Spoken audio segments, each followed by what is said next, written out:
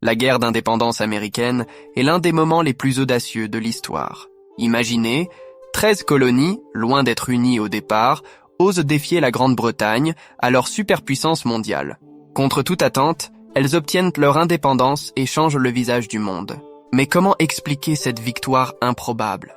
Était-ce grâce aux batailles, à la diplomatie, ou simplement à la chance? Au milieu du XVIIIe siècle, les 13 colonies britanniques d'Amérique du Nord sont en plein essor. Population croissante, économie florissante, sur le papier, tout va bien. Mais en réalité, le mécontentement gronde. Les colons, bien que sujets britanniques, n'ont aucun représentant au Parlement de Londres. Une situation d'autant plus insupportable que, après la coûteuse guerre de 7 ans, 1756-1763, la couronne décide de lever de nouvelles taxes sur les colonies. Le Stamp Act de 1765, une taxe sur les documents officiels, met le feu aux poudres. Pour les colons, c'est une injustice flagrante. Pourquoi payer des taxes à une institution où ils n'ont pas voix au chapitre? Ce sentiment d'injustice est résumé par leur cri de ralliement « No taxation without representation ». Les tensions montent et des actes de défiance s'organisent. L'un des plus célèbres est le Boston Tea Party de 1773, où des militants jettent des cargaisons de thé dans le port en signe de protestation. En réponse, Londres durcit le ton. Des soldats sont envoyés pour réprimer la révolte. Mais loin de calmer la situation, cela ne fait qu'attiser la flamme. En avril 1775, tout bascule. Les premières batailles éclatent à Lexington et Concord. La guerre d'indépendance américaine commence. Dès le début, le conflit semble déséquilibré. La Grande-Bretagne est une machine de guerre, une armée régulière, une puissante marine et des ressources infinies.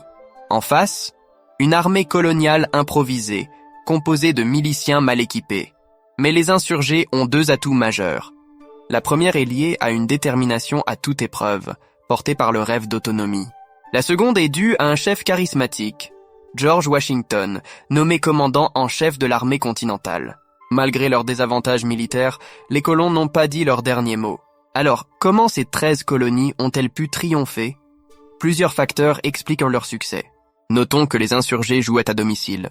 Ils connaissent les forêts, les collines et les rivières. Les Britanniques, eux, se battent à des milliers de kilomètres de leur base sur un territoire immense et hostile. Les colons optent souvent pour des tactiques de guérilla, harcelant leurs adversaires au lieu de les affronter directement sur un champ de bataille classique. Sans oublier que la Grande-Bretagne sous-estime ses adversaires. Elle se concentre souvent sur des objectifs symboliques, comme capturer des villes, pensant que cela suffira à écraser la rébellion.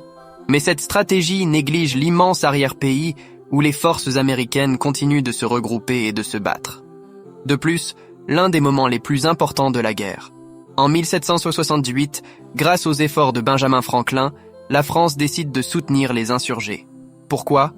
Parce que cela lui permet d'affaiblir son rival de toujours, la Grande-Bretagne. Ce soutien est un vrai game changer. La France fournit des armes, des soldats et surtout une flotte navale qui sera décisive à la bataille de Yorktown en 1781. La guerre d'indépendance est un gouffre financier pour la Grande-Bretagne. Après des années de conflits, l'opinion publique britannique se lasse de payer pour une guerre interminable à l'autre bout du monde. Les pressions internes poussent Londres à envisager la paix. La guerre d'indépendance n'a pas été menée que sur le terrain militaire. Elle a aussi été portée par des idées nouvelles, inspirées des Lumières. Des leaders comme Thomas Jefferson ou John Adams s'appuient sur les principes de liberté, d'égalité et de souveraineté populaire. En 1776, la déclaration d'indépendance proclame « Tous les hommes sont créés égaux », un message qui dépasse les frontières des colonies et inspire d'autres révolutions, notamment en France. La guerre s'achève officiellement en 1783 avec la signature du traité de Paris. Les États-Unis deviennent une nation indépendante. Mais cette indépendance n'est que le début. Il faudra des années pour construire une constitution, unir 13 États souvent divisés et poser les bases d'une nouvelle république. Malgré tout, la victoire des insurgés contre l'Empire britannique marque un tournant majeur dans l'histoire mondiale.